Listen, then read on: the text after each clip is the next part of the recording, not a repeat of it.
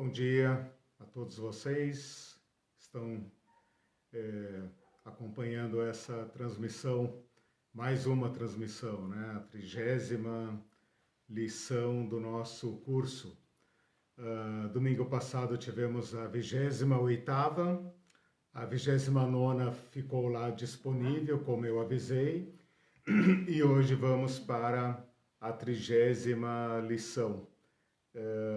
Encerrando o Antigo Testamento e nos preparando então para chegar no auge do nosso curso, que é na verdade o ensino de Jesus. Nossa oração é que todos estejam bem, que Deus abençoe a todos, que apesar de tudo tenhamos paz e esperança.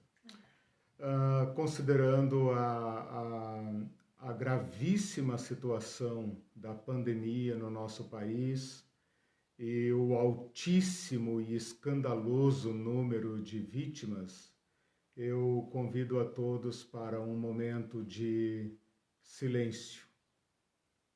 Agora.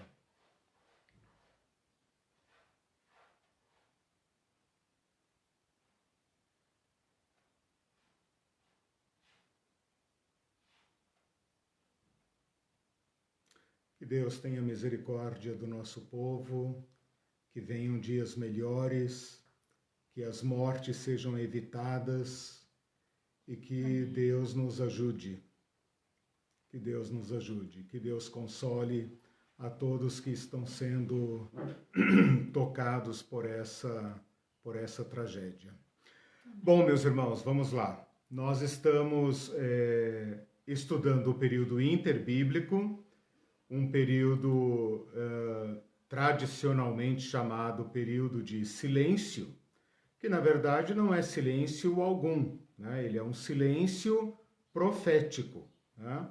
E que produziu, em que não houve produção de material que nós evangélicos consideramos canônico, mas que a Bíblia Católica preserva alguns desses livros, embora na própria Bíblia Católica esses livros sejam considerados livros de deuterocânon, ou seja, um segundo cânon. Então a própria Bíblia Católica faz tradicionalmente esta separação. Além de ser um longo período, é um período de intensas transformações históricas, em que o mundo foi profundamente afetado. Então, o mundo o mundo em que Jesus nasce, o mundo do Novo Testamento, é um mundo completamente diferente do mundo de Zorobabel, do mundo de Esdras, o mundo de Neemias. Então, esse é mais um motivo para a gente se dedicar a esse período, ao estudo desse período, e verificar como os acontecimentos desse período afetaram a compreensão dos judeus em relação à lei e a prática dos judeus, né? Em relação ao que nós estamos estudando, em relação à generosidade. É esperado que um pequenino povo com uma ideologia própria não escape, né? Não consiga escapar, não consiga se manter ileso de uma influência, né? da influência de uma cultura predominante no mundo todo, né? Então é claro que o povo judeu foi profundamente afetado. Nós estamos estudando o período interbíblico, já estudamos metade desse período até agora, passamos da metade, chegamos na história dos Macabeus e terminamos a aula passada naquela situação em que os Macabeus entram num conflito interno entre eles mesmos, uma disputa pelo poder e pelo sacerdócio, e eles não conseguem resolver esse conflito, e então eles próprios recorrem a um novo poder que já está chegando na área. Então, este conflito dos asmoneus coincide com a chegada dos romanos. Guarda só um minutinho que eu estou tentando abrir aqui a minha lição e estou tendo uma certa dificuldade. Espera aí só um minutinho para não perder o fio da meada.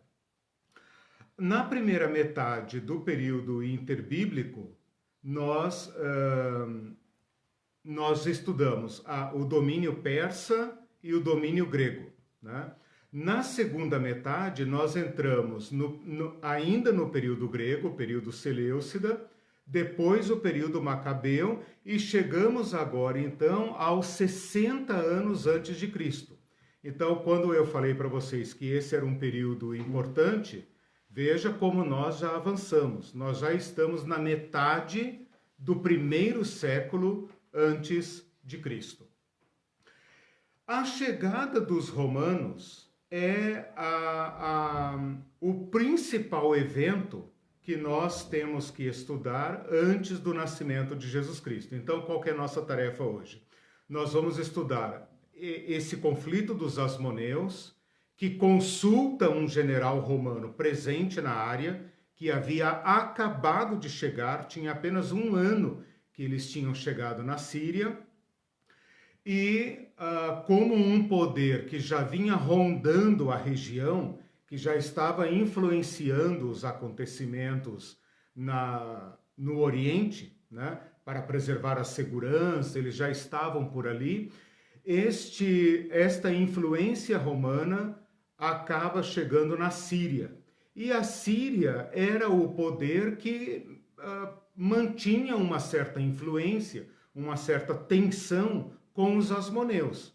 Vocês lembram da aula passada, quando eu falei que os macabeus conseguiram impor a sua autonomia política contra os seleucidas, né? Os reis da Síria. Então, eles mantinham essa relação tensa ali, porque a Síria reivindicava posse sobre o povo judeu. Mas o povo judeu, aproveitando-se das circunstâncias políticas, né, inclusive dos romanos, que ainda não tinham chegado na região, mas já influenciavam os acontecimentos, foram se mantendo. Até que este encontro se dá. E ele se dá exatamente aí no ano 64 a.C. Então a nossa história hoje e a nossa análise parte do ano 64 a.C. Neste ano, o general romano, o general Pompeu, que vai tomar Jerusalém na sequência, chega na Síria. E coincide com esse conflito entre Hircano e seu irmão, disputando o sacerdócio e o reino, né? E eles então enviam delegações a esse general na Síria, e esse general romano, Pompeu, que havia acabado de tomar a Síria, porque a Síria era uma posição estratégica do Império Romano, era a região de fronteira, e Jerusalém precisava estar calma por causa dessa posição estratégica, né, de ser próximo da fronteira. O Pompeu acaba então se envolvendo na situação. Ele faz um jogo político em relação aos dois irmãos, né, o Hircano e o Aristóbulo, né, nomes gregos. Ele faz um jogo político e tal, mas acaba sendo convencido a apoiar o João Hircano. Mas o seu irmão não aceita e então a situação fica tensa. E no ano seguinte, em 63, o Pompeu marcha para Jerusalém para derrotar o Aristóbulo, que não entrega o poder, e para colocar João Hircano no governo, aliás, no governo não, no sacerdócio. Aqui começa um problema, assim, começa a se armar o problema dos judeus no Novo Testamento. Percebam que nós estamos na antessala do Novo Testamento, nós estamos chegando lá. Já estamos montando o mundo de Jesus, né? Esse general Pompeu, quando interfere em Jerusalém, ele divide o governo. Ele percebe que o sacerdócio unido ao governo político é um problema de instabilidade que ele não quer enfrentar. Então, o que ele faz? Ele divide o governo, ele divide as funções. Ele concede o sacerdócio a João Hircano, ele reconhece o direito desse Asmoneu de chefiar o sacerdócio, que é um cargo extremamente importante para os judeus, mas ele concede o poder político ao pai de Herodes, Antípatros, nome grego também. De modo que agora o povo judeu dá um passo para o mundo político de Jesus. De um lado você tem o sacerdote e de outro lado você tem uma espécie de prefeito, uma espécie de protetor militar. Essa família de Herodes é uma família bélica, são excelentes estrategistas de guerra, né? São geniais na política, na habilidade de articulação, de negociação, de enfrentamento de inimigos, jogam muito bem o jogo político. É interessante que essa família do Herodes é uma família estrangeira, de um povo aparentado com os judeus, eles são edomitas, ou como diz no Novo Testamento, idumeus, né? E é um povo massacrado por todos esses dominadores até então, né? Pelos persas, pelos gregos, eles sofrem uma dispersão particular. E por último, eles estavam sendo oprimidos pelos próprios asmoneus, né? Eles foram anexados pelos próprios asmoneus. Então é uma grande ironia que esta família idumeia, uma família quase que sobrevivente, agora assume o poder político no vácuo deixado pelos asmoneus. Essa situação, então agora eu vou fazer a divisão desses 60 e pouquinhos anos, 63 anos, né? O ano 63 marca a chegada dos romanos em Jerusalém. E a partir daí, esse primeiro evento importante, a divisão do poder, aquela fusão que os asmoneus haviam feito entre sacerdócio e política, agora os romanos dissolvem, desfazem, de modo que o sacerdócio fica com o sucessor asmoneu, mas o poder militar político vai ficar nas mãos deste pai do Herodes chamado Antípater, ou Antípatros, né? Um nome grego. Então vamos lá. De 63 a 37, isso dá 26 anos, eu já fiz a conta. De 63 a 37, a situação funciona assim. O Hircano como sacerdote, né, filho dos asmoneus, e o Antípatros como chefe militar. Ele que faz as guerras, ele que faz as negociações, ele de certa forma é um protetor do sacerdote, que agora não dispõe mais de... Romano, né? Peraí, não dispõe mais de poder militar. Sim. É romano, né? Não, idumeu. Idumeu. Okay, Quem vai fazer, a Irene está me perguntando aqui se o Antípatro é romano. Quem vai fazer a dominação terceirizada, olha que interessante, quem vai assumir de fato o domínio dos judeus é essa família idumeia. E isso vai durar até a destruição de Jerusalém. Olha a importância dessa família. Todos nós que lemos o Novo Testamento estamos acostumados com o nome Herodes. Eu estou mostrando como ele entrou no Novo Testamento, né? Ele entrou junto com a chegada dos romanos. Olha que cara esperto. Quando ele percebe que os asmoneus estão travando um conflito e o conflito é sério, ele já mete ali o bedelho dele. né? E se aproveita da situação. Então, acompanhem a divisão do período. Basicamente, dois períodos, né? Basicamente, dois períodos. De 63 a 37, o governo vai funcionar desse jeito. Antípatros como o chefe, né, político, militar, e o Hircano como sacerdote. Hoje eu não posso trocar nomes, porque a novelinha hoje aqui é bem complicada.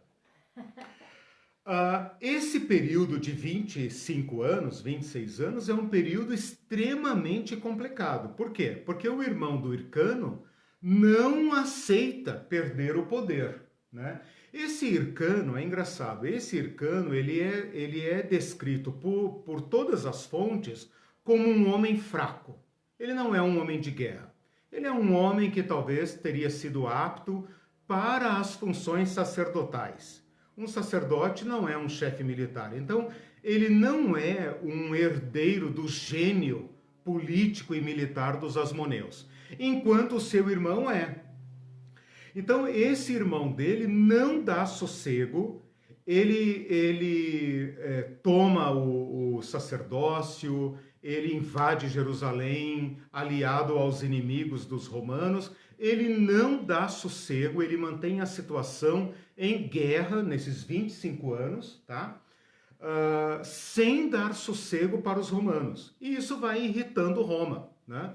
Roma começa a massacrar o povo judeu. Então percebam como o conflito interno convida diversas vezes os romanos a intervir com massacre do povo judeu.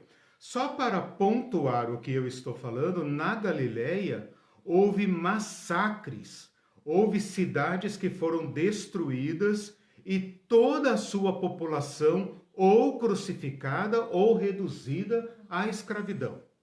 Então, dificilmente alguém na Galileia não tinha perdido um parente num massacre romano, né? Aí já entra a Galileia, já entra Nazaré e a família de Jesus. Numa região pequena e pobre, difícil e local de caminho, né? Estando no meio do caminho dos romanos, dificilmente não havia ali uma família que não tinha sido tocada por uma tragédia. Isso dura mais ou menos até o ano 38, 39, 40, por aí. Esse Aristóbulo chega ao ponto de mutilar o Hircano para impedir que ele exercesse o sacerdócio. Né? Por quê? Um sacerdote não podia ter defeito físico.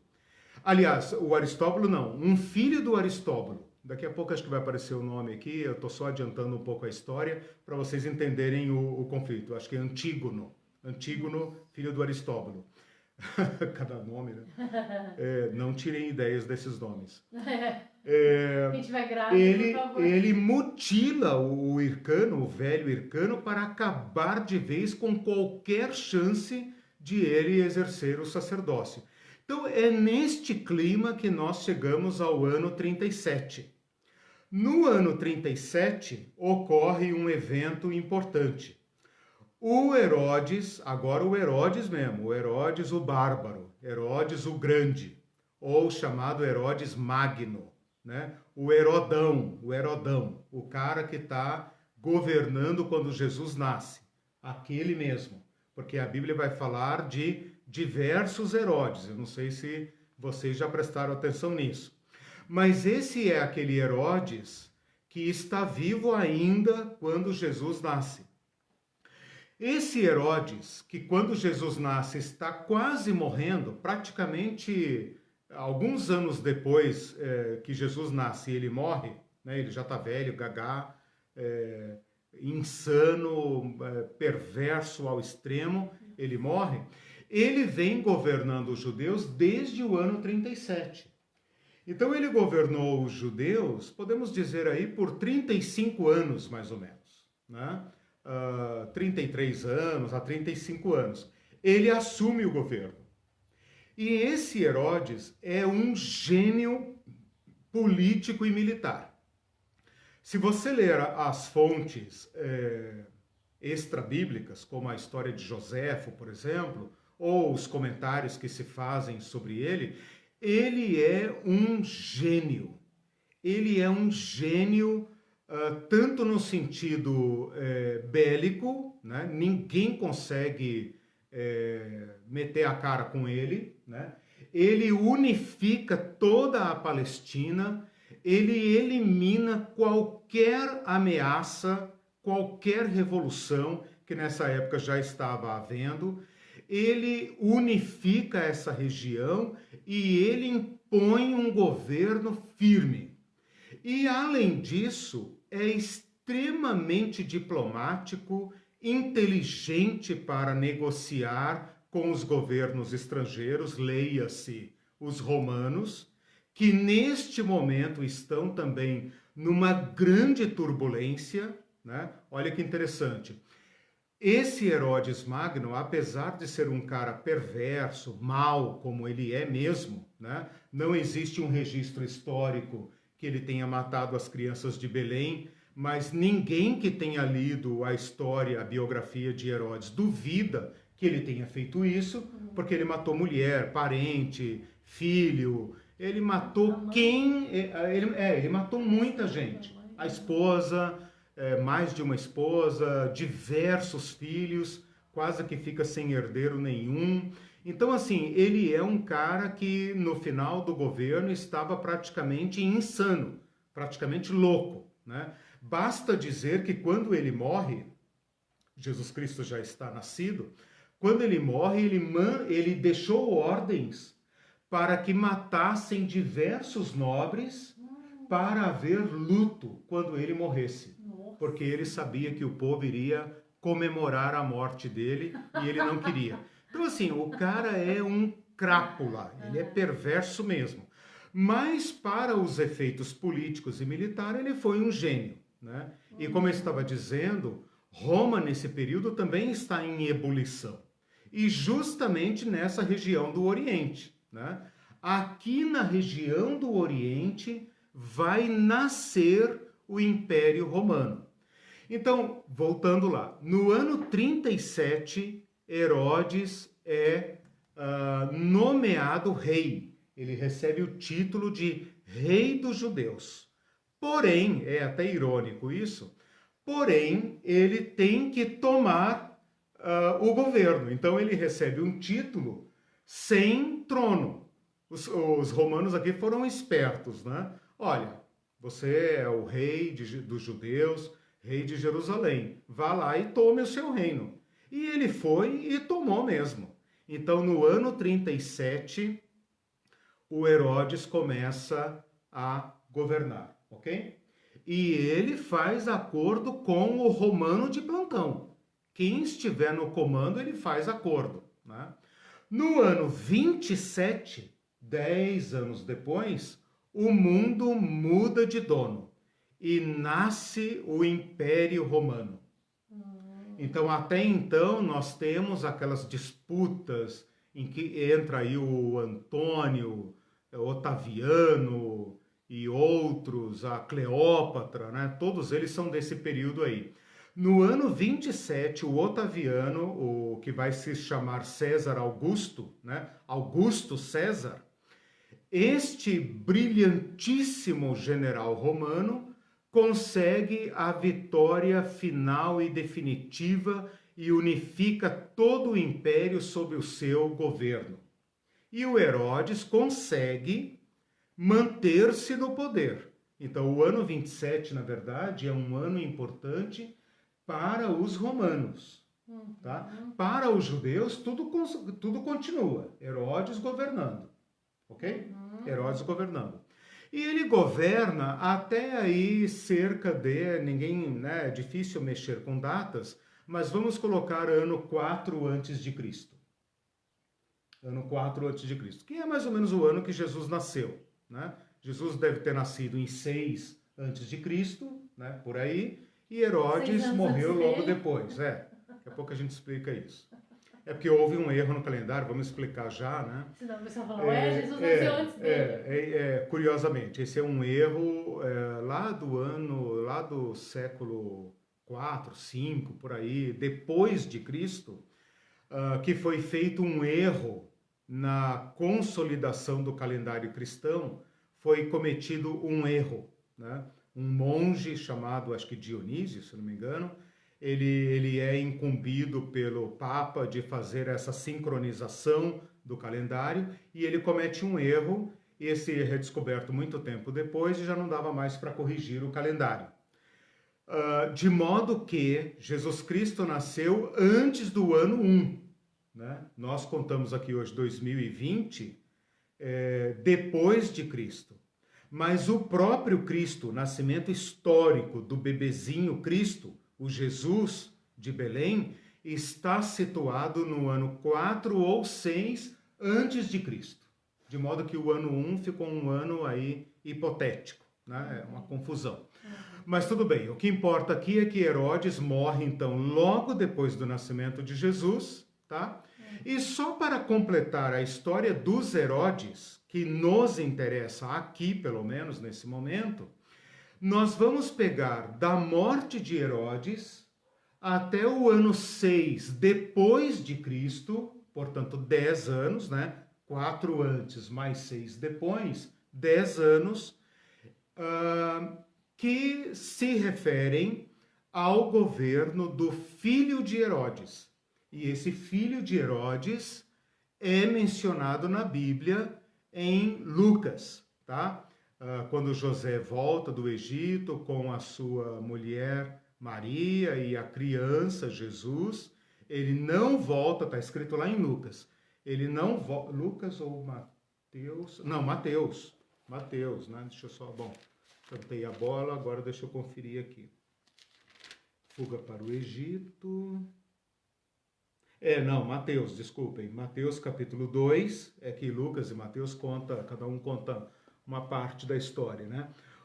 Quando eles voltam, tá no capítulo 2 de Mateus, versículo 22, está escrito lá: ouvindo, porém, que Arquelau reinava na Judéia em lugar de seu pai Herodes, temeu ir para Belém, voltar para a casa da família onde Jesus tinha nascido, e vai, então, morar em Nazaré, ok?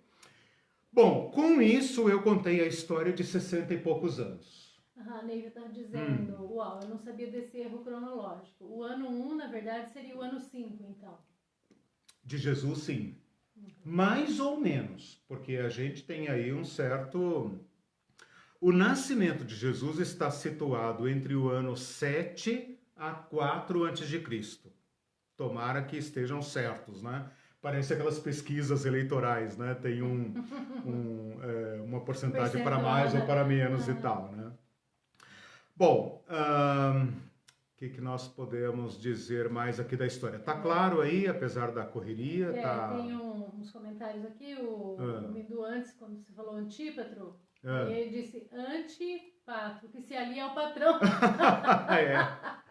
Eu não me lembro por que eles usam esse nome, mas, bom, não me lembro por que eles usaram esse nome Antípater, né? Porque são nomes todos de homenagem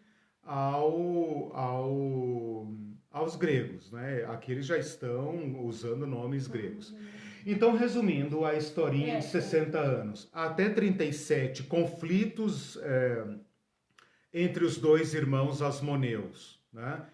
Com a interferência dos romanos, até chegar ao ano 37, quando Herodes recebe o título de rei, mas para reinar tem que inventar um reino para ele. E ele inventa, né? Ele vai lá e conquista Jerusalém e massacra qualquer possibilidade de adversário. Os romanos gostam disso, obviamente. Eles querem paz e nada melhor do que ter um cara competente ali na área, né?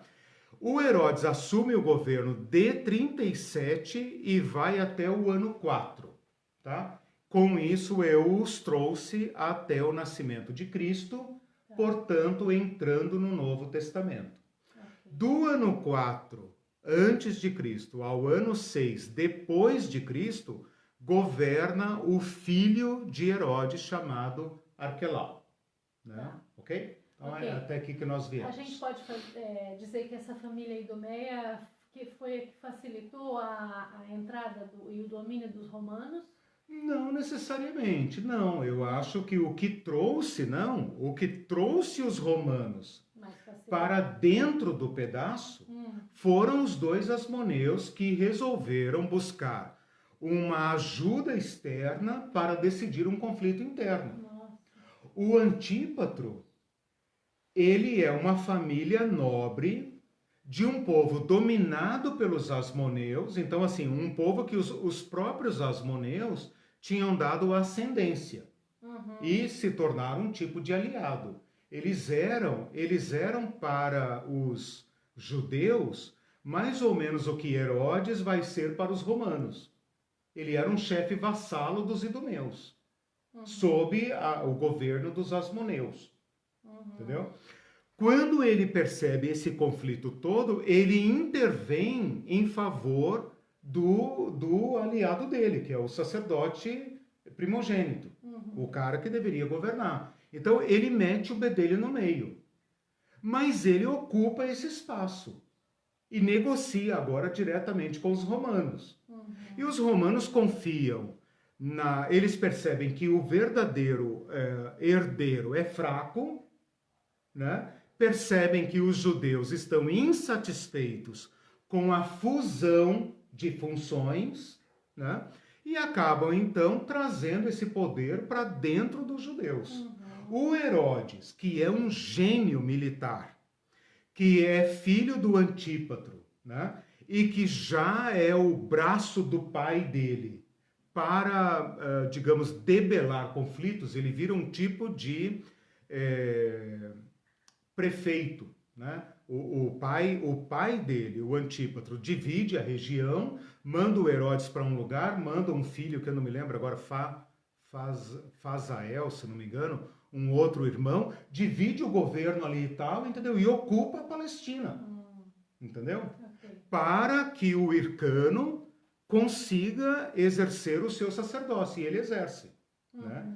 Só que o irmão do Hircano não dá sossego, está sempre ali, né? E a família do Antípatro e do Herodes vai assumindo força, né?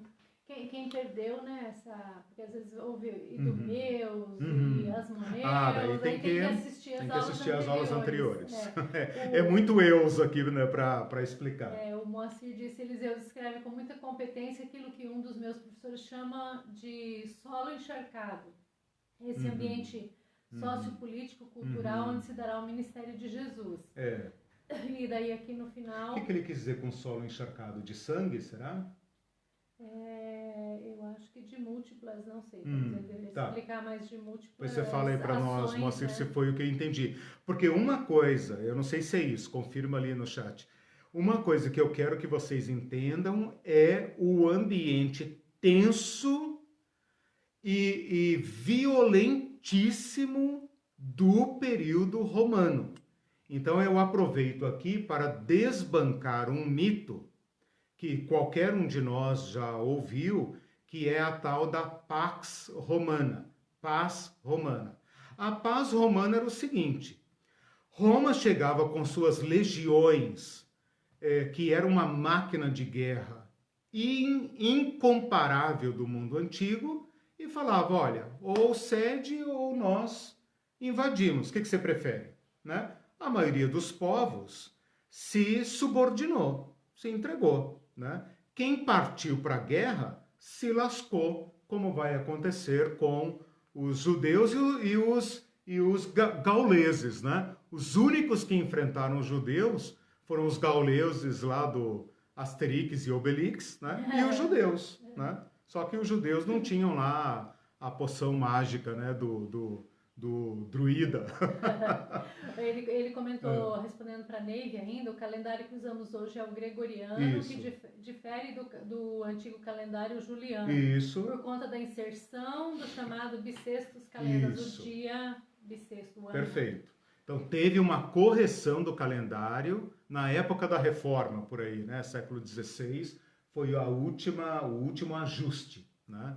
Mas para trás, né? Esse erro ficou aí consolidado, não tem mais como mexer. Ok. Tá. O que eu estava dizendo aqui? Então, a questão do solo encharcado, ele falou ali, se é o que eu entendi, é importante entender que o povo judeu vai sobreviver num ambiente de muitos conflitos mesmo. Ele né? respondeu. Então, não tem paz. Ele respondeu que o solo encharcado se refere a um ambiente multicultural, ideológico, político, Tá. que é suscitado por diferentes personagens, tanto na Palestina e Síria, como dos dominadores romanos, ainda não império. Alguns nomes citados na explanação. Ou seja, havia muitos conflitos e muita interação cultural. Exatamente. Então, enquanto os judeus estão passando por esse conflito interno, com a participação dos romanos, a própria Roma está em ebulição. Né? Depois vocês deem uma lida lá, né, Moacir? Deem uma lida nessas histórias aí e tal. Uma das genialidades do Herodes, para vocês verem por que eu estou falando que ele é um gênio, né? Uma das genialidades do Herodes foi ter mantido o título e o trono, enquanto o seu aliado romano perde o governo para César Augusto. Né? Quando Augusto forma o império no ano 27, o Herodes é considerado carta fora do baralho, com certeza. Por quê? Porque ele era aliado do cara que disputou com César Augusto.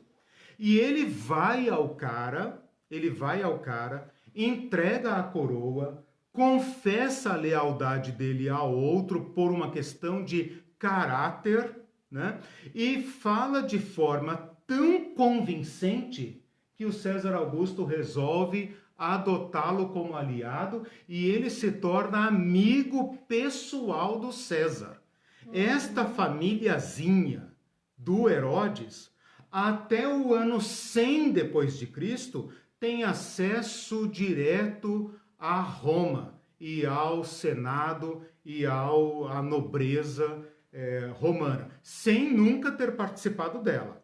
Então, sempre é considerado uma nobreza de segunda classe, mas é amigo dos Césares. Né? Isso é muito interessante para o futuro da Palestina. Então, essa é a história, tá? De 63 a 37, conflitos, né? Múltiplos conflitos, né? Os romanos querem paz, e a paz que eles impõem é a paz do terror, né? A paz do massacre, tipo, quem levantar a cabeça e se insurgir contra o poder romano, eles desciam o cacete, mas para arrebentar mesmo. Né? Então é nesse território que Jesus vai exercer o seu ministério. Do ano 37 ao 4, e também depois até o 6, família de Herodes entrou no poder. Espero que todos tenham entendido como entrou no poder. Ok? Bom, com esse fundo histórico, nós estamos agora, então, em condições de fazer uma breve análise daqueles 3 tópicos, né? Porque agora nós temos um choque adicional, né? Até agora eu tinha falado com vocês daquela pressão cultural, né, que causou grave influência no povo judeu. Uma influência tão, digamos, ostensiva, que provocou no povo judeu 3 tipos de reação. Isso eu já falei nas aulas anteriores. Quais reações? Uma de adesão, Tipo, vamos a eles. É como corre o mundo agora. Essa é a música, vamos dançar. Né? Essa é a música, vamos, né? Outra reação é a de adaptação. Não, nós temos que preservar a nossa religião, nosso povo, nossa identidade cultural, mas eles são os donos do mundo, não dá para enfrentá-los. Então, adaptação, né? E uma terceira, que é uma resistência intelectual ou violenta, né? Então, esse tipo de situação estava acontecendo até a chegada dos romanos. Os romanos representam aqui o supremo império, o supremo controle, a suprema dominação. Para quem sonhava com um mundo globalizado, o Império Romano é, digamos, o fim da história. Provavelmente houve lá um Fukuyama lá, né, que tenha dito, agora chegamos ao fim da história. Né?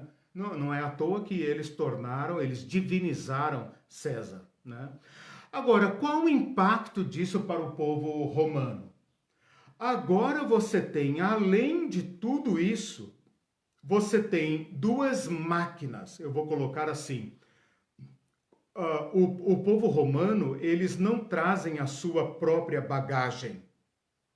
Eles não substituem a cultura grega, né? Ainda o mundo é grego.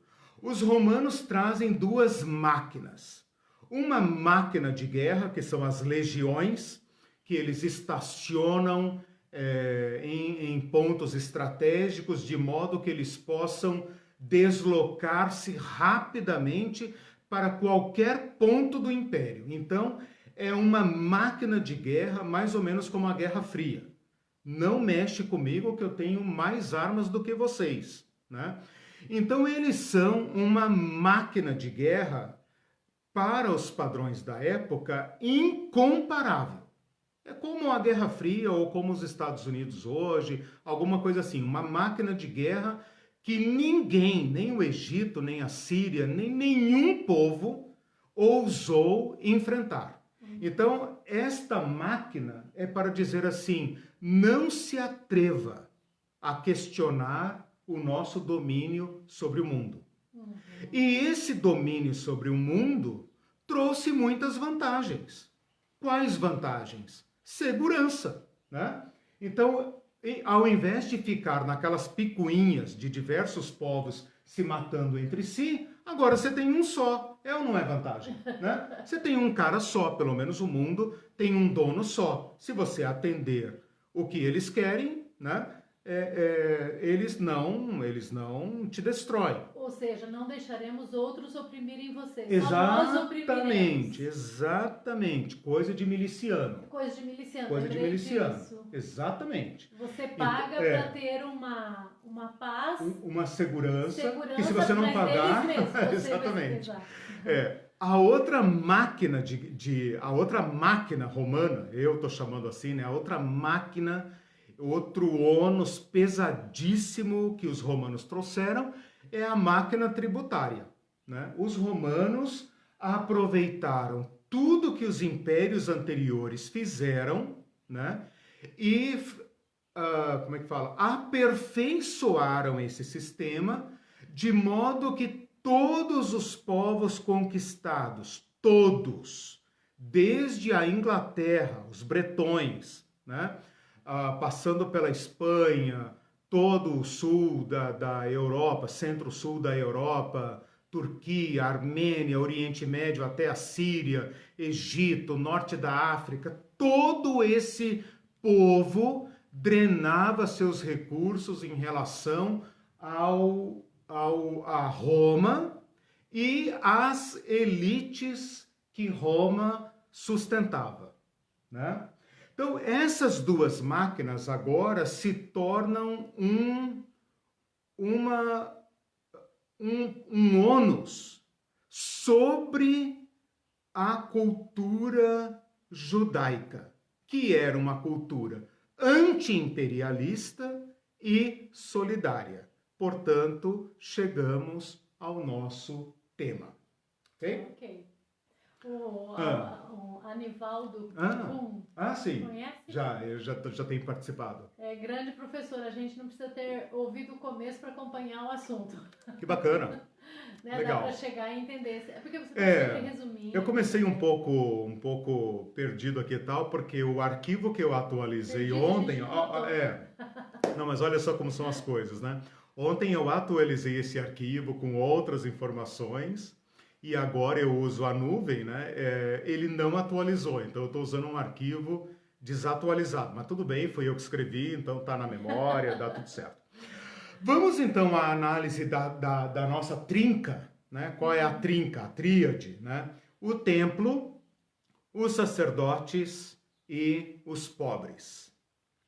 Bom, um comentário geral que eu posso fazer com muita segurança é a seguinte: agora a pressão sobre os romanos se tornou avassaladora, e é vassalo mesmo, avassaladora. O templo agora, este templo vai se tornar um templo como os templos pagãos.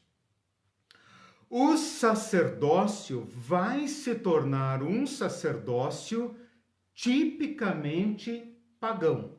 Nossa. E os pobres vão se tornar os pobres de qualquer cultura pagã. Então, assim, o colapso do sistema e da mentalidade protetiva de Moisés atingiu a sua crise máxima. Quando Jesus surge no seu ministério público, ele e João Batista e ele, o poder romano já causou todos os males possíveis. E a resistência dos judeus foi empurrada para as armas, né? Okay.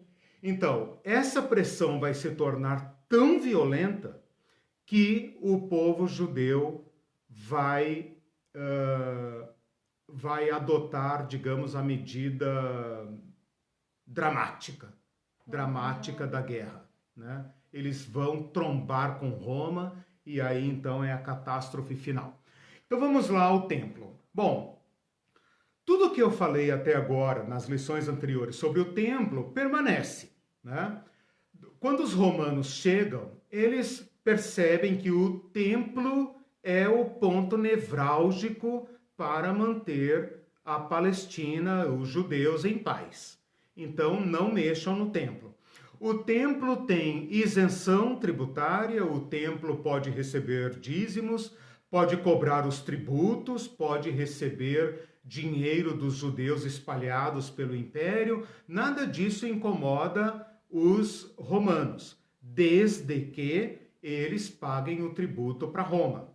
Às vezes, dependendo do dono do mundo, às vezes eles dão isenções, porque o império precisa de paz, né? Então, às vezes eles dão isenções.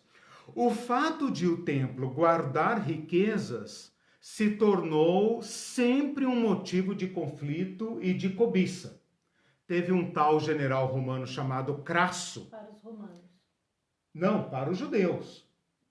Não, cobiça dos romanos, sim, cobiça, porque todo mundo sabe que ele tem dinheiro. Mas isso eu já falei nas aulas anteriores também. Tem um general romano chamado Crasso, e é por isso que até hoje nós falamos cometer um erro crasso, né? Mas não é por causa desse incidente que eu vou falar agora, é pelo modo como ele morreu, né? O Moacir deve saber dessa história. Ele cometeu um erro fatal e morreu desgraçadamente, então o nome dele, as pessoas falavam, cometeu um erro crasso, né? Por causa desse cara aqui. Como ele era romano, ele não estava nem aí para os brios dos judeus, ele invadiu o templo, ele saqueou o templo, né? Então, assim, o templo era sempre aquele negócio de tem dinheiro lá, tem ouro lá. E império precisa de toda a riqueza possível, né? O império é a estratégia até hoje de acumular riquezas, né? E de drenar os recursos para privilegiar um dominador, né, que a pretexto de ele te deixar viver. Bom, então o templo é assim. Um dado muito interessante sobre o templo é a reforma que Herodes faz. Então veja, o Herodes, ele é um cara que transforma a Palestina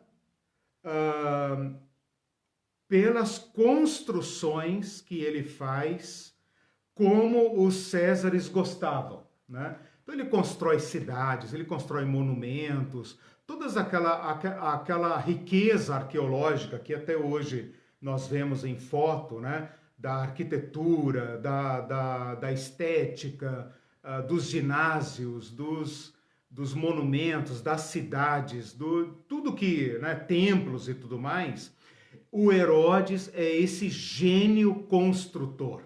Ele gasta fortunas construindo cidades, fortalezas, palácios, templos. Ele dá presente para todo mundo da elite, né? Para as outras casas nobres, ele financia. Ele é um cara altamente esperto para manter o seu trono em paz. Porém, isso não sai barato, né? Para manter estas obras faraônicas, ele é obrigado a aumentar impostos, né? O templo entra nesse conjunto de obras que ele está fazendo. Então, a partir do ano, deixa-me lembrar, a partir do ano 19, estava na lição atualizada, a partir do ano 19, veja que ele vem governando desde o ano 37. A partir do 27 é império.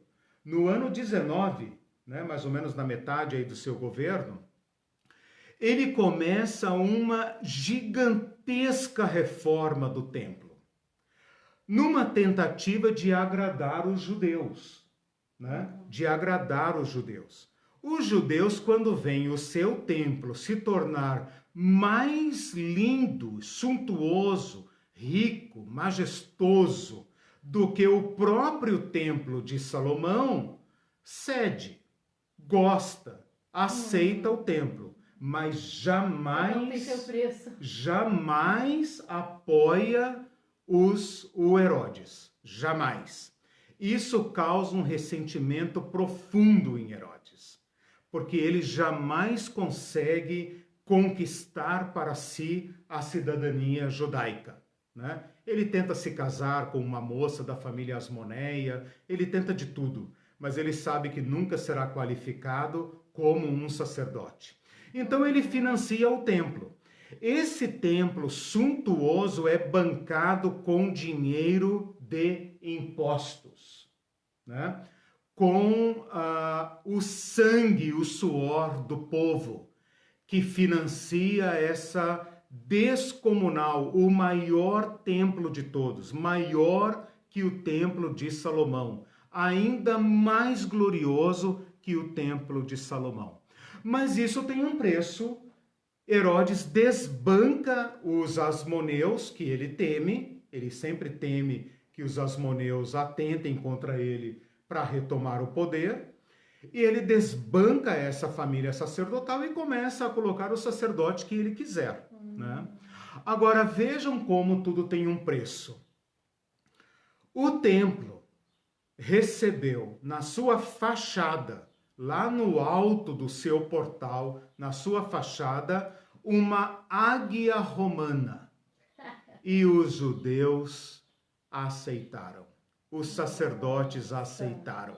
É claro que a turma da resistência, né, não aceitou nunca, porque eles não permitiam a entrada em Jerusalém de nenhuma imagem.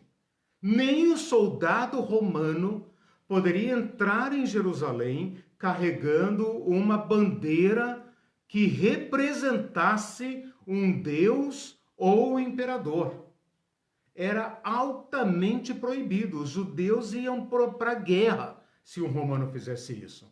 E Roma, para não mexer nesse vespeiro, tolerava essa sensibilidade dos judeus e não entrava em Jerusalém com imagens. Mas o Herodão, colocou uma águia na porta do templo. E os sacerdotes aceitaram.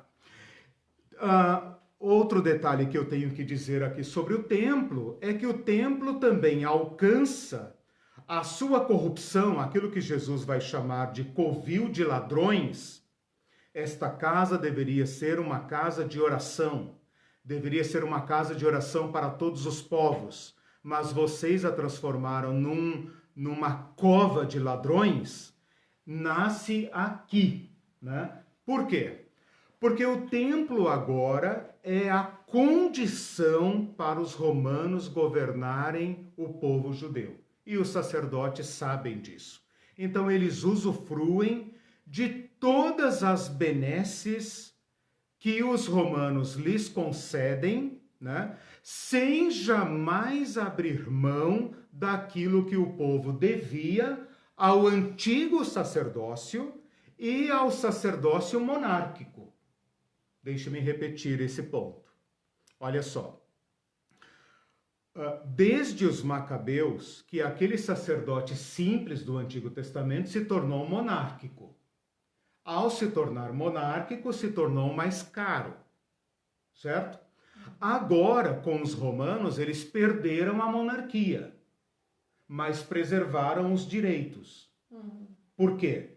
Porque os romanos e Herodes não quer mexer nesse vespeiro. Uma maneira de manter os judeus calmos era ter um sacerdote... Manter os serviços religiosos. Exato, manter os serviços religiosos. Que era mais caro para os judeus. Exatamente. Então, os sacerdotes, que não eram bobos nem nada, se aproveitaram dessa situação e mantiveram, olha só, vou dividir aqui em 3 pontos. Mantiveram todos os privilégios da lei de Moisés. Todos os privilégios que eles tinham acumulado como monarcas, embora não fossem mais monarcas, e todos os privilégios que César lhes deu. De modo que o templo se tornou um fardo pesado. Ao povo restava cumprir a lei, mesmo que o templo não fosse mais o templo da lei. Por isso Jesus o despreza.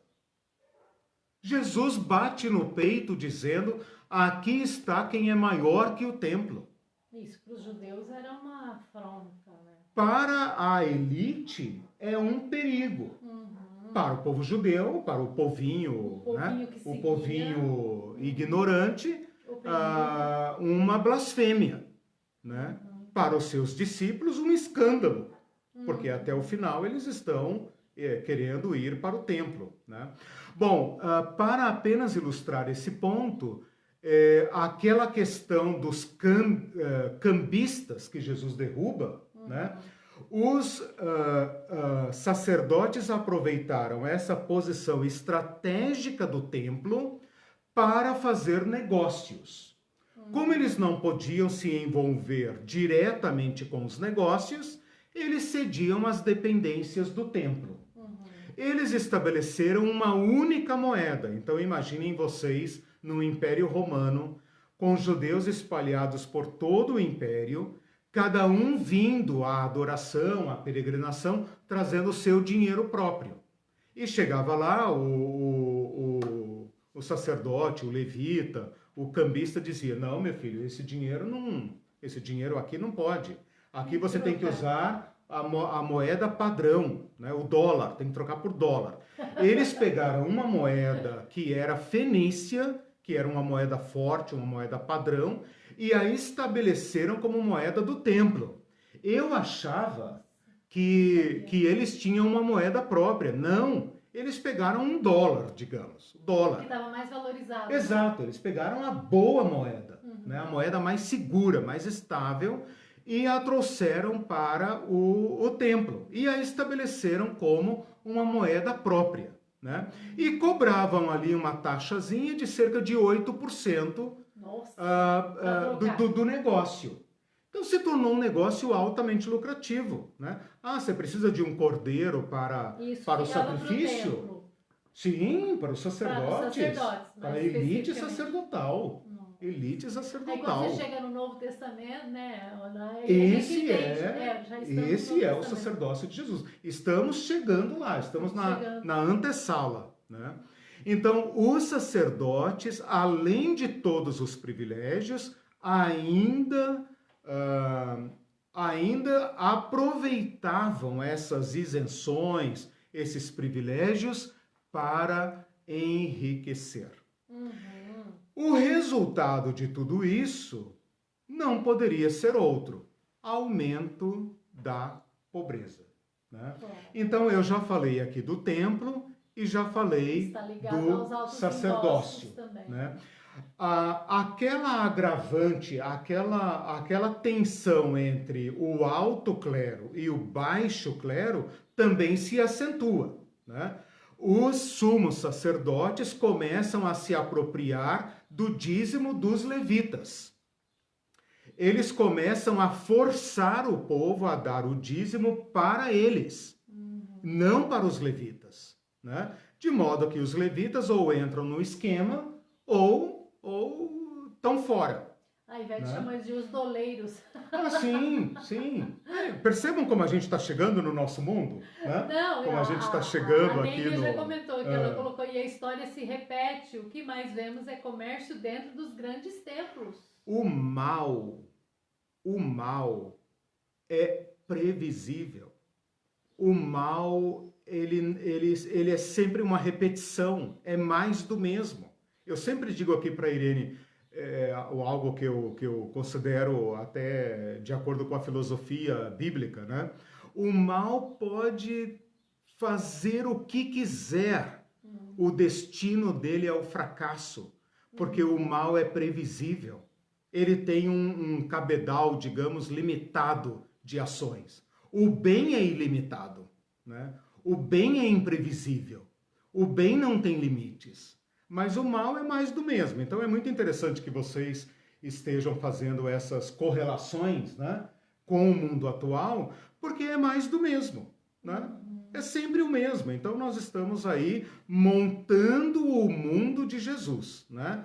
O que eu estou falando aqui se prolonga para o mundo de Jesus, né? Ninguém consegue controlar os judeus sem controlar o templo. E mexer com o templo é sempre algo extremamente perigoso. Só para dar uma nota de como isso é grave, o Herodes nomeia muitos sacerdotes. Muitos. Por quê? Porque ele não consegue estabelecer esta pacificação entre o templo e o povo. Mas fora dos levitas? Não fora dos levitas, mas fora das famílias tradicionais. Okay. Segundo Joséfo, olha o escândalo. Segundo Joséfo, ele vai buscar sacerdotes em Babilônia, nos judeus que tinham ficado lá, ou no Egito. Porque no Egito tinha um templo rival. Eu não contei essa história, né? Mas no Egito chegou a haver um templo judaico rival. E para obter controle sobre os judeus, o Herodes, que era muito inteligente, ele fazia o quê? Trazia um sacerdote para desbancar esse poder que o sacerdote tinha sobre o povo. Mas isso nunca conseguia dar certo. Outra estratégia que o Herodes usou, que é um tema também que eu não estou tratando aqui, tenho falado pouco sobre isso, foi ocupar a bancada do Sinédrio. Ele indicou membros para o Sinédrio, de modo a poder controlar o Senado dos judeus, né? Mais do mesmo, até hoje é isso que se faz, né? Você controla a bancada ali. Claro, se você colocar na bancada, no Sinédrio, né, que era um Senado com 71 membros, né? Cadeira cativa do sacerdote, né? O Herodes não podia se intrometer lá, mas a presidência era do sumo sacerdote. Então, o sumo sacerdote tinha cadeira cativa nesse Senado. Mas se você coloca nesse Senado pessoas da sua confiança, pessoas a quem você deu terras, a quem você deu títulos, a quem você deu favores, você tem um Senado que não vai te criar problemas. E isso na mão de um sacerdote que deve o cargo, né, ao Herodes, né? Então, vocês percebam aí o alto grau de corrupção dos sacerdotes. O Mindu ainda falando sobre a Pax Romana, Sim. ele disse, Pax Romana sem voz é medo. Exato. E a Vera comentou uma coisa interessante, entendo a Pax Romana, fica ainda mais linda a compreensão do que Cristo nos diz sobre nos dar a paz que o mundo não dá, exatamente. A paz que excede todo entendimento. Deixo-vos a minha paz, essa paz não é a que o mundo dá. Exatamente. Agora, né, percebam como nós vamos ter melhor condição, né, de analisar contra quem, em face de quem Jesus vai pregar o seu evangelho escandaloso, seu evangelho, né, de profunda ruptura. Exatamente. Com esse sistema aqui. E sem entender esses pressupostos do mundo antigo, de onde a gente vem caminhando, a compreensão de Jesus e do que ele fez e dessa ruptura fica muito superficial. Claro. Muito. Claro. Então, por isso que é importante a gente entender o contexto todo. O nosso clero, o clero como nós conhecemos, o católico ainda mais, por causa da sua antiguidez, né? Sua antiguidade. É uma réplica disso aqui. De onde você acha que os católicos e as igrejas históricas, as igrejas mais formalistas, ortodoxas e tal, tiraram os elementos para inventarem o seu sacerdócio? De onde eles tiraram? Deste sacerdócio aqui, óbvio. Exatamente. Né? É claro que sim, né? A doutora Ivete disse ainda, muito bom relato bíblico histórico que nos leva a comparar o mundo atual pós-pandemia que o grande capital quer impor. Sim, para o mundo bíblico, para o profetismo, para o povo da resistência, aqueles que jamais dobraram seus joelhos, para aquele remanescente que vai resistir a esta mentalidade. Esses impérios são todos bestiais. Leia lá as críticas que o profeta Daniel faz aos impérios, né? Então, é interessante que a visão que a Bíblia tem dos impérios vai até Roma. Porque depois de Roma, não tem novidade, né? Então, depois do Império Romano, você tem o suprassumo do imperialismo, né? E com certeza absoluta, se Jesus Cristo não tivesse se defrontado com esse imperialismo, ele seria completamente inútil. Completamente inútil. Inútil para o império, que falaria, deixa esse cara para lá, né? Inútil para os judeus, né? Mas Jesus morreu como um traidor. A sua sentença de condenação foi: este é Jesus Nazareno, rei dos judeus. Morreu por traição, traição contra César. Então Roma não faria isso por brincadeira nem por teatro. Jesus representou uma sem armas, sem nada. Suas ideias fizeram estremecer o império. E o império não teve solução a não ser destruí-lo, eliminá-lo. Deixe-me falar um pouco sobre os pobres. Tem dois comentários. Sim. Deixa eu ler primeiro. Pode. O Fabiano Bessa disse, me lembro da última reunião que o governo fez com os pastores business. Teve até uma oração coletiva para o pró-governo. Sim. Mas que semelhança, não é mesmo? Exatamente. E o Mindu comentou também. É mais do mesmo. Mais do mesmo. Ou seja, isso acontece há muito tempo, né? A divisão de poder e a politicalha, né? Esperar o fim do mal com a vida após a morte é declarar a vida como um fracasso. Peraí, desculpa, ler de novo. Esperar o fim do mal com a vida após a morte é declarar a vida como um fracasso. Sim. É chegado o reino, só tem sentido se for na imanência. Exatamente. Aqui e agora. Os fariseus perguntaram, cadê o reino? Jesus falou, já começou. Já está aqui no meio de vocês. Bom, gente, sobre os pobres, vocês já podem imaginar, né? Nós temos aqui o confronto de duas éticas, né? A ética da máquina tributária, da máquina bélica e tributária, né? Que vai drenar todos os bens dos povos para Roma. Roma é urbana e urbanizadora, né? Roma vai promover o êxodo rural. Roma vai promover o surgimento do latifúndio. Por quê? Porque Roma não produz nada, como todo império, né? Roma é uma cidade.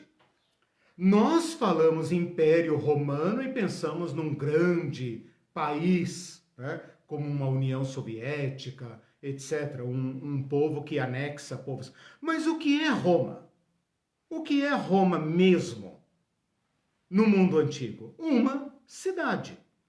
Esta cidade vai anexando os povos e vai fazendo escorrer para Roma o comércio do mundo, de modo que Roma se torna a super cidade, a metrópole, né? E ela vai promovendo a réplica desse modelo nos povos dominados. E isso inclui o povo judeu. Então, ela precisa de cidades para abrigar os seus apoiadores. Então, ela promove o êxodo, né? A migração, aliás, a urbanização. Promove o latifúndio. Por quê? Porque esses ricos que vão controlar a terra, né? O judeuzinho pobre não consegue produzir para sustentar o imposto do templo, o imposto de Herodes e o imposto romano, né? É um massacre tributário. E não compare isso com a nossa Receita Federal. Não tem possibilidade de comparar o imposto imperial com o nosso imposto. Porque o nosso imposto, bem ou mal, é um imposto de um estado de bem-estar social. O governo está atrelado. Tudo que nós produzimos volta para o povo, ou pelo menos deveria, volta para o povo em forma de serviço. Não é assim o imposto imperial. O imposto imperial é expropriativo. O cara chega na tua fazenda e fala, olha, eu quero 30%, 40% da tua produção. E o judeuzinho lá que está plantando com seus meios rudimentares, fica com menos que o suficiente para girar a sua economia, para plantar e para se sustentar. Resultado, ele precisa pegar dinheiro emprestado para lavrar a sua terra. Ele vai pegar dinheiro emprestado com quem? Com o rico. Não consegue pagar, é obrigado a dar sua terra para o rico. E o rico vai somando terra com terra, terra com terra, né?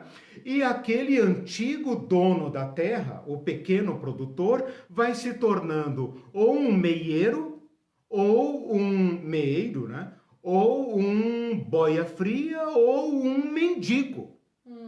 De modo que a máquina romana leva à pobreza das nações, mas especialmente dos judeus que estão na periferia, leva esse povo ao máximo do empobrecimento. É por isto que o mundo de Jesus, o Novo Testamento, fala tanto dos pobres. A religião judaica está num nível de comprometimento com o poder romano que não tem como evitar. Se tentar evitar, está dando um tiro no próprio pé, porque vai causar seu próprio empobrecimento. Como que um sacerdote desse tipo aqui vai voltar a ser um sacerdote sem terra, que come apenas 10% de um dízimo de um povo subjugado. Não tem como, né, irmão? Não tem como, né? É por isso que eu digo, o povo de cima nunca vai fazer reforma nenhuma, né? É o povo que está carregando o fardo pesado que tem que trocá-lo pelo jugo leve Exatamente. e suave de Jesus. Né? Venham a mim todos vocês que estão cansados. Agora você entende por que estão cansados. Nossa, que né? Nós não aguentamos mais. Nós não aguentamos mais. Né? E é com esses que Jesus vai andar. Né? Bom, então eu falei do empobrecimento. O empobrecimento leva o sistema judaico, o sistema de proteção, à exaustão, ao colapso. Então Jesus aparece quando o mundo romano está... O mundo romano não. A Palestina romana, né, a Judéia, está colapsada completamente. Né? O que faz o camponês sem terra?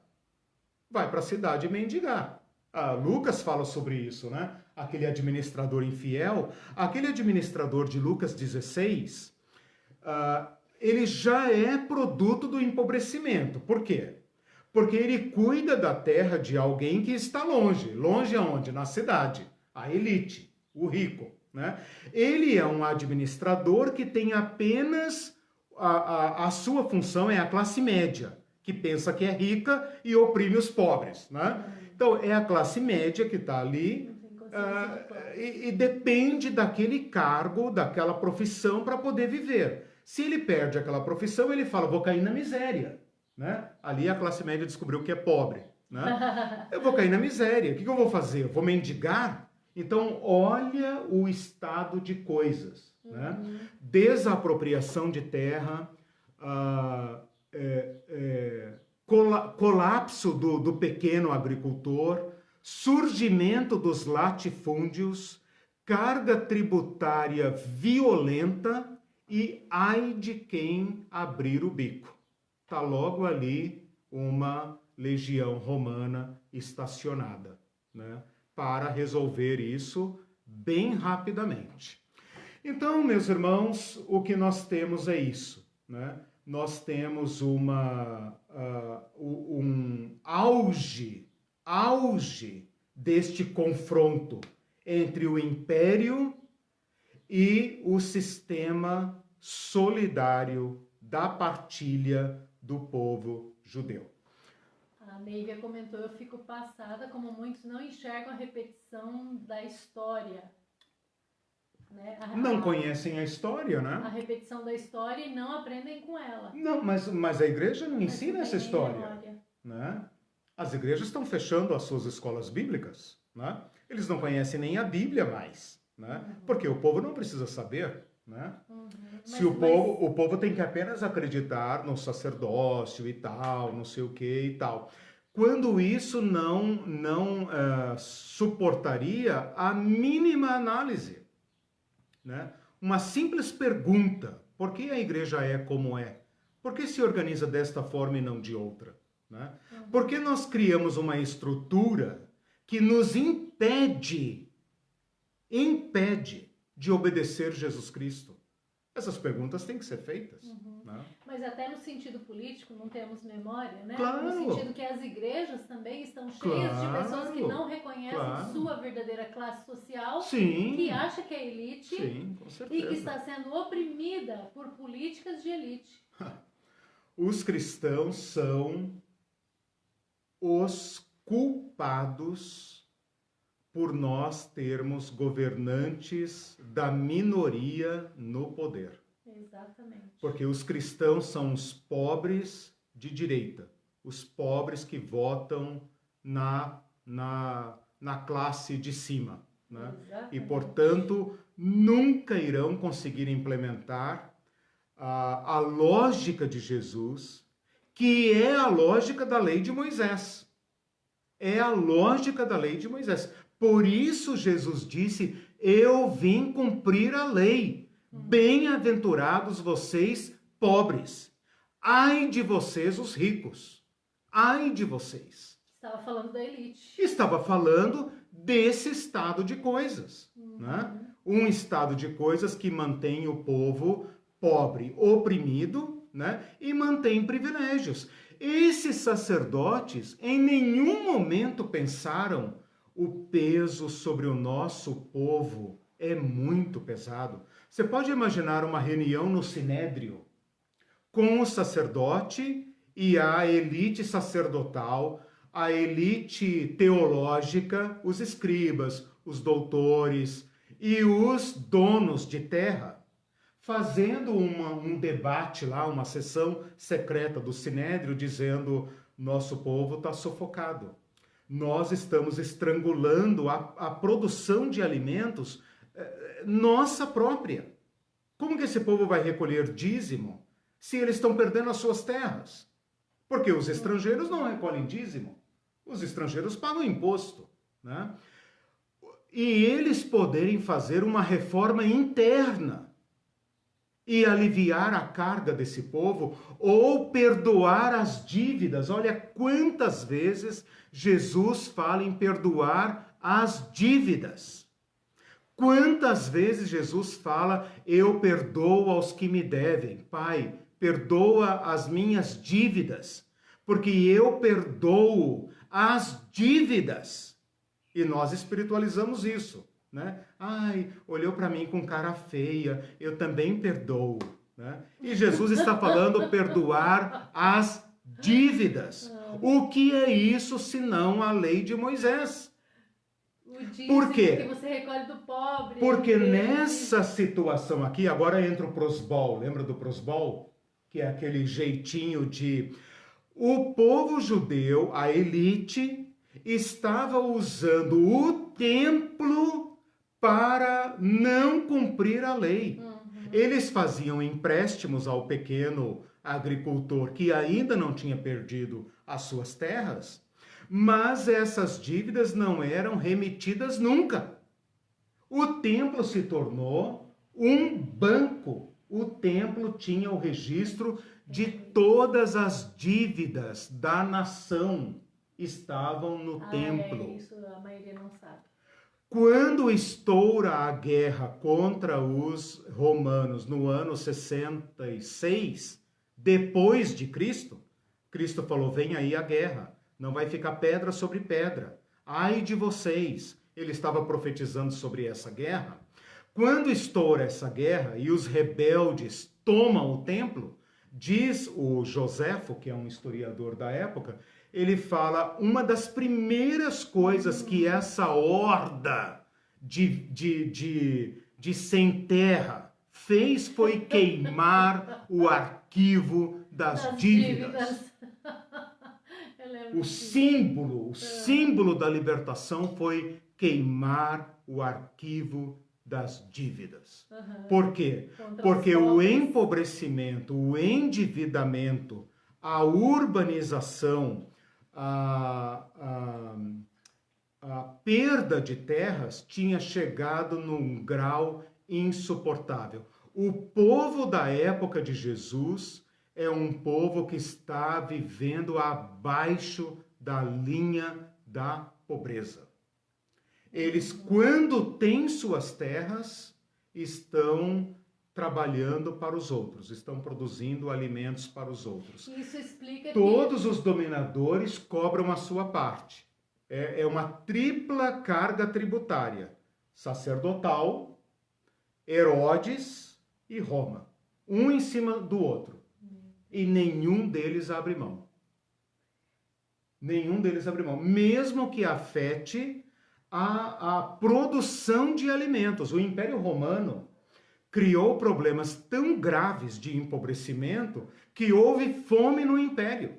Tem uma delas que está registrada na Bíblia, profetizada pelo profeta Ágabo, lembra? Haverá fome. E o próprio redator de Atos coloca, essa fome foi aquela na época do imperador Cláudio.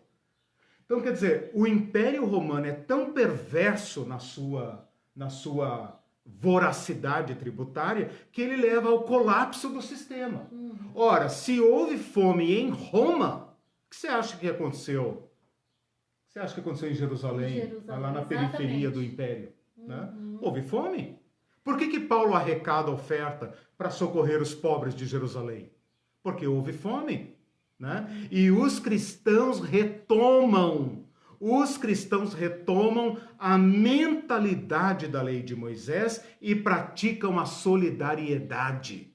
É isso que o apóstolo Paulo está nos ensinando. E esses pregadores safados usam o texto de Paulo para manter essa máquina expropriativa funcionando, independentemente se o membro da sua igreja é pobre, oprimido, desempregado ou doente ou sei lá o quê. Né? Usam a palavra de Paulo para dizer, semeia uma semente, né, aqui no meu ministério, né? Esse tipo de coisa. Né? Okay. A Nívia está fazendo uma pergunta interessante e ela falou uma pergunta, o ano do jubileu ainda era comemorado, embora fosse de 50 e 50 anos comemorado? Se pergunto, porque nesse ano havia uma anistia de todas as dívidas. Sim. Né? No sentido que as terras voltavam ao seu dono original, né? Quem declarava o ano do jubileu era o sacerdote. Né? Então, assim, a contagem do tempo é interessante. A gente falou aí agora há pouco, né? O Moacir falou do calendário gregoriano, calendário juliano, né? É interessante como sempre são os religiosos que controlam o calendário, né? O sacerdote era o cara que declarava o ano do jubileu. Não se tem certeza se no período de Jesus houve o ano do jubileu. Existe uma leitura muito interessante, eu tenho ouvido o pastor Ariovaldo Ramos falar sobre isso, quem tem acesso ao material dele logo vai ouvir isso também. Existe uma chave de leitura de que diversas palavras de Jesus fazem maior sentido quando você as coloca em face do ano do jubileu. Né? Por exemplo, quando Jesus fala assim, não se preocupem com o que vocês haverão de comer, que comeremos, que beberemos. Essa palavra é exatamente igual ao que Moisés fala lá no Deuteronômio em relação ao jubileu. Vocês vão deixar a terra descansar um ano? Não perguntem que comeremos, que beberemos, porque o Senhor proverá. Então, como Jesus usa exatamente a mesma expressão, a impressão que dá, né?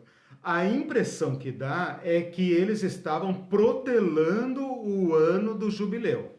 Eu vou tentar verificar, acho que esse calendário existe, quando houve um ano do jubileu, se houve, quando houve um ano do jubileu nesse período romano. Porque a impressão que eu tenho nos anos da vida de Jesus, nos primeiros 30 anos, é que esse ano do jubileu estava sendo prorrogado, atrasado, e por isso Jesus repreende a classe dominante. Quando ele fala, por exemplo, em Lucas 4, eis aqui o ano aceitável do Senhor, essa era uma expressão do ano do jubileu. Então pode ser que Jesus tenha colocado a faca, digamos, no pescoço deles, dizendo assim, ei, e o jubileu? E o jubileu? Né? Então é essa informação que a gente tem. Mas eu vou dar uma olhada, ver se eu acho o calendário. É possível achar. Nosso tempo já está avançando. Tem uns comentários aqui que eu não li ainda. Um do Mindu que ele fala um pouco anterior ao que você estava dizendo. Lá 400 anos de silêncio. Sim. Aqui ainda muitos anos de surdez. Quando a gente estava falando que a gente não relembra da história, não tem memória, né? Perfeito. Que a história se repete, né? Surdez, exatamente. O Jasley Siqueira falou, meu irmão, que profundidade de fala. Uau! Que bênção. Graças a Deus. Fico e a feliz. Ivete também, muito ensinamento, como sempre, querido pastor Eliseu. Eu queria só falar, lembrar também que quando a gente vê como eu disse antes, né, a gente não consegue compreender a profundidade dos ensinos, da ruptura que Jesus fez com o atual sistema da época, sem compreender esse contexto todo histórico, cultural, sociopolítico e tudo isso, né? E aí a gente vê, por exemplo, aquelas pessoas seguindo Jesus, aqueles pobres, e não entende, mas eram os campesinos, né, os que haviam perdido as terras que seguiam Jesus. Então, de repente chegou Jesus com uma mensagem completamente oposta à de opressão do Império Romano, né? Então isso é bem interessante. Com certeza. Eu acredito que você vai citar muito isso nas próximas aulas, porque quando entrar no NT, porque você pesquisou muito isso na sua linha do doutorado, né? Eu lembro, quando eu revisei, que é bem interessante as pessoas que seguiam, né? E as mensagens que a gente não compreende também, que Jesus diz, porque e que tem a ver com o contexto, exatamente. Aí o Mindu também comentou aqui, a crise continua também na gestão do Banco do Vaticano. As finanças do céu costumam ser um atalho para o inferno. Isso está entre aspas. A estrutura, eu tenho falado isso diversas vezes, a estrutura é corruptora. Não adianta montar uma estrutura imperial e querer que ela funcione como o reino de Deus. Então, nós temos um problema estrutural gravíssimo para resolver, porque a maneira como nós nos organizamos não é neutra, não é inocente. Ela é organizada para atender um certo tipo de mentalidade, de concepção de mundo. E nós somos chamados por Jesus Cristo a viver um anti-império. Nós somos chamados por Jesus Cristo a uma vivência comunitária que transgride todas as regras desse estado de coisas. Por isso, o Império Romano teve que liquidá-lo, porque ele era uma ameaça ao Império. Você pode imaginar que um judeuzinho, lá nos Cafundó do Judas mesmo, né? Mereceu do Império um julgamento e uma execução. Como o Império é, na verdade, fraco, ele tem essa máquina para ameaçar e dizer, não se mexa contra mim. Tem um discurso do rei Agripa, que está registrado na história dos Hebreus. Eu vou depois trazer essa referência para vocês lerem. Se eu conseguir, eu até copio e jogo lá na página. É uma carta longa, diversas páginas, em que ele fala para os judeus, não reajam, não reajam. Ninguém conseguiu enfrentar os romanos. Não reajam. Submetam-se. Se alguém pisar na bola, a gente reclama e tal, mas submetam-se. O que Jesus está mostrando é um movimento de liberdade. Põe o império em alvoroço. O império é fraco. Suas bases são fracas. Ele é ameaçador justamente porque a fraqueza é inata a ele. Por isso ele é tão ameaçador. Mas a liberdade de Jesus Cristo é ingovernável. Ingovernável. Colocar-se sob um único Senhor torna-nos ingovernáveis pelos Césares do mundo, quer eles sejam religiosos, quer eles sejam de outra ordem. O império não pode nada contra os discípulos de Jesus, contra aqueles que resistem, contra aqueles que adotam esta postura de Jesus, assim o caminho de também, Jesus né? Cristo, Assim sempre. Não ter medo. Esses dias eu estava vendo uma entrevista do Pedro Casaldáliga, e agora eu vou terminar. Se não me engano, foi uma das últimas entrevistas que ele deu no ano passado.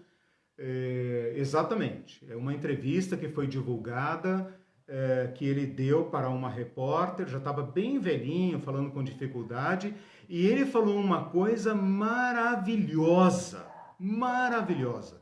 Ele disse o seguinte, a mulher perguntou, quantas ameaças de morte o senhor já teve? Ele falou, não, várias, e tal, não sei o quê.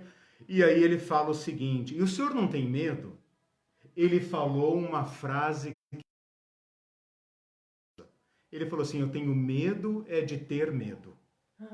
Medo nós temos, nós somos humanos, somos frágeis, nós temos medo da ameaça, né? A força do império, ela nos causa medo, mas eu tenho medo de ter medo. Né? E esta coragem de Jesus Cristo, esta firmeza de Jesus Cristo, de confiar-se a Deus, de unir seu coração, integrar seu coração ao chamado do reino, sem ter medo, é condição sine qua non para a generosidade. É necessário perder o medo do império. É necessário perder o medo das forças que nos ameaçam. É necessário desprezá-las e confiar inteiramente neste que formulou para nós um único caminho de sobrevivência.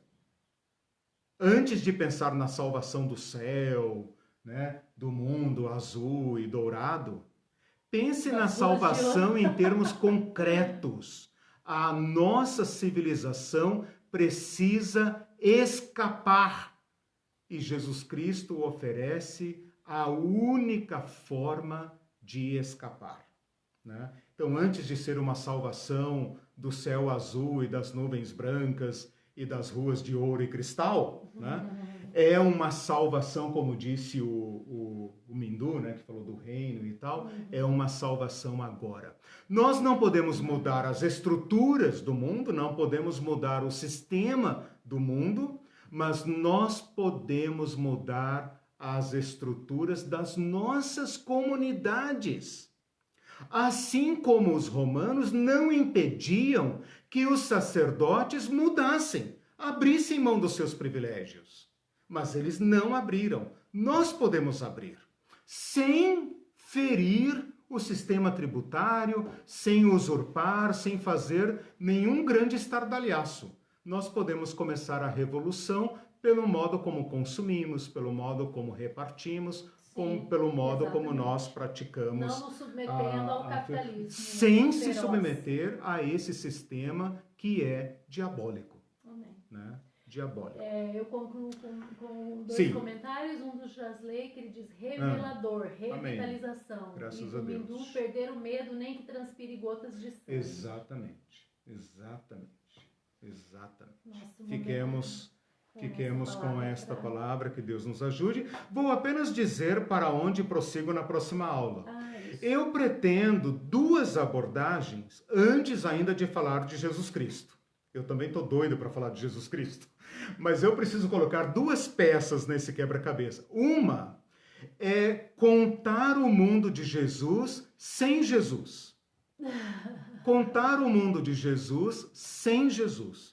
Porque Jesus, meus irmãos, Jesus não interessa para a história dos impérios. Então eu quero mostrar a história não contada. A história do mundo de Jesus sem Jesus. Porque Jesus era apenas um profetinha entre trocentos. Você está achando que Jesus era grande coisa no tempo dele? Ele era um entre trocentos. Né? E eu quero demonstrar isso. E junto com isso, talvez numa próxima aula, eu quero também narrar os partidos. Como que os judeus se segmentaram naqueles partidos. Aí eu acho que nós estaremos... PMDB, PTB... Isso, exatamente.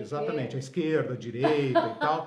Como surgiram esses partidos no mundo de Jesus. Acho que aí nós temos um cenário, né, para então explodir a bomba do evangelho. Né?